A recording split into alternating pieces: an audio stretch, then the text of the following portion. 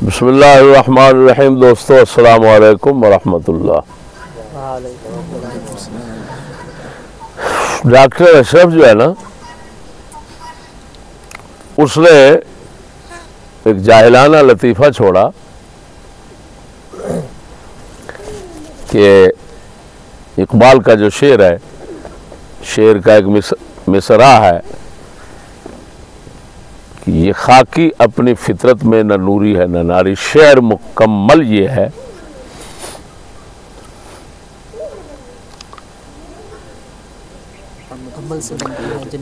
अमल से जिंदगी बनती है, अमल से जिंदगी बनती है, जन्नत भी जहन्नम भी।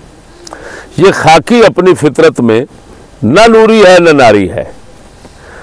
तो उस बेचारे ने, जाहिल ने लतीफ़ा छोड़ा। जाहिलाना लतीफ़े की बात कर रहा हूँ, लतीफ़ा तो अच्छी चीज़ होता है। इकबाल पर कीचड़ उछालने की कोशिश की, ये खिलाफ शरअ उसने कहा है। हदीस में आता है हर बच्चा फितरत पर पैदा होता है, तो फितरत इस्लाम है। लिहाजा उस बेचारे को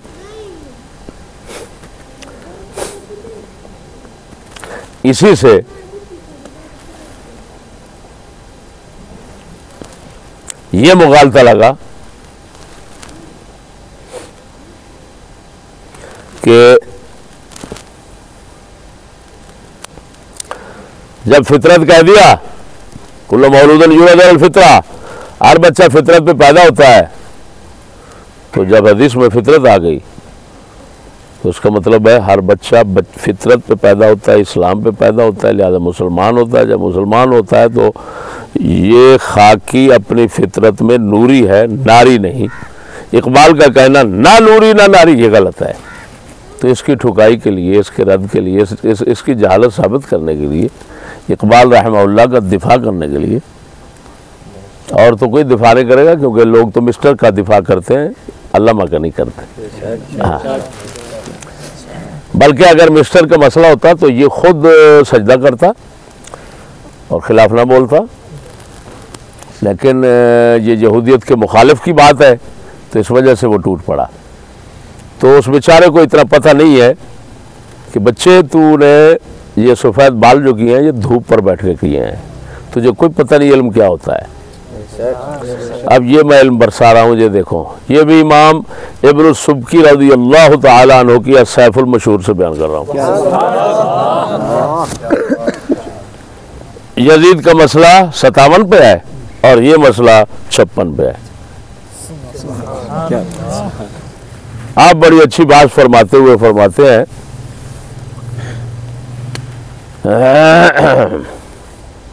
वक़ाल अहलुस सुन्नत, क्या बात है, वक़ाल अहलुस सुन्नत अल फितरतुल खिलकत, कि फितरत पैदाइश है। क्यों? लिक़ौलिही तआला फितरतल्लाह खिलकतल्लाह व मिन्हु मा सबता फी सहीहैन मिन क़ौलिही सल्लल्लाहु अलैहि वसल्लम कुल्लु मौलूदिन यूलदु अलल फितरा इल्ला अन्ना अबवैहि युहव्विदानिही व युनस्सिरानिही व युमज्जिसानिही हत्ता यु'रब अन्हु लिसानुहु ऐ लौ तुरिक अलल फितरतिल्लती वुलिदा अलैहा लस्तदल्ल बिहा अला खालिqiही।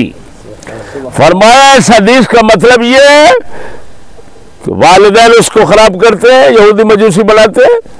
अगर वो फितरत पे छोड़ दिया जाता तो फरमाया अल्लाह ताला के खालिक होने पर इस कायनात के मुशाहदे से खुद दलील कायम करके मोमिन हो जाता। मोमिन हो जाता, ये नहीं है कि मोमिन है। लस्तदल्ल बिहा अला खालिqiही।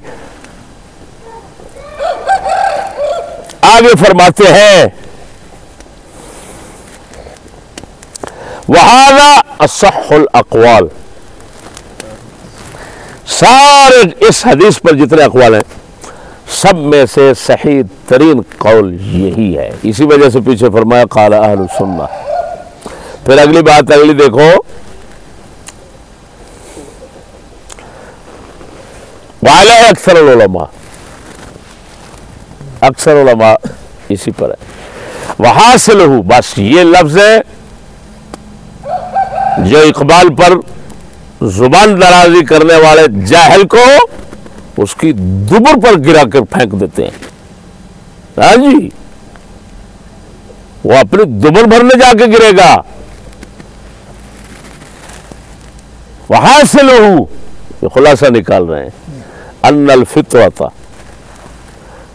फितरत क्या चीज है हदीस में, अत्तबउल सलीमुल मुतहय्य लिक़बूल दीन।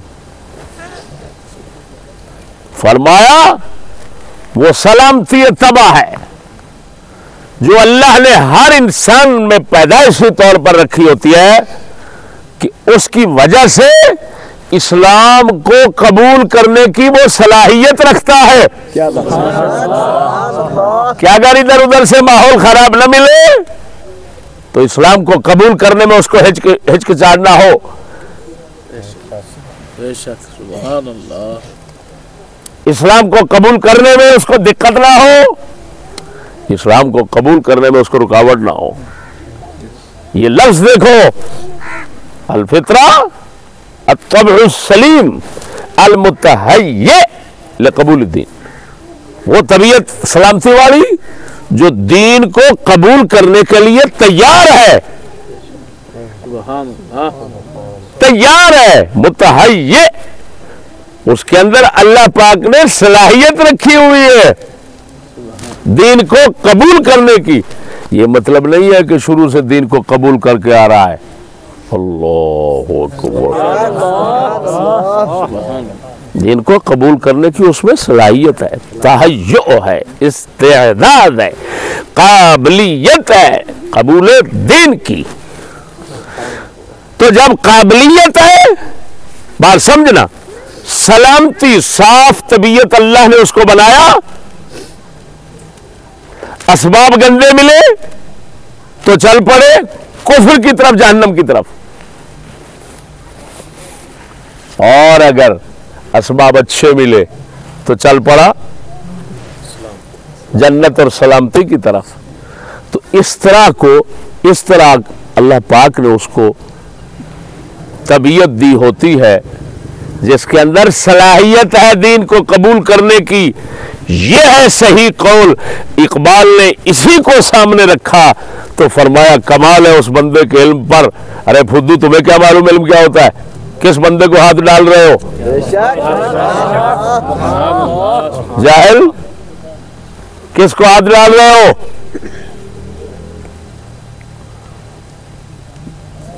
इकबाल ने जब फरमाया ये खाकी अपनी फितरत में, हाय हाय हाय, अपनी फितरत में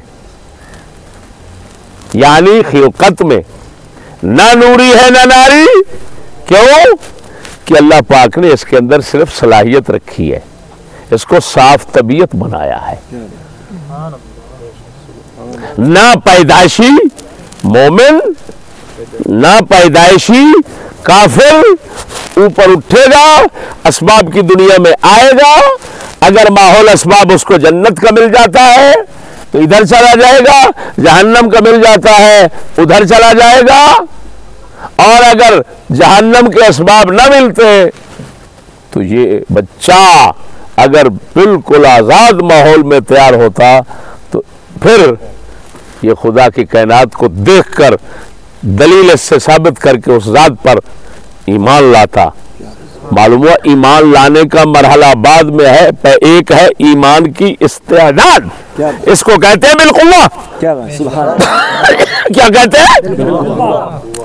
बिल्कुल्ला मोमिन है, जाहिल बिलफेल नहीं कहा। अगर वो बिलफेल, सुनो, अगर बिलफेल मोमिन मानते हो, उसको मुसलमान मानते हो, जाहिल, तो तुम्हारी शरीयत के कितने अहकाम है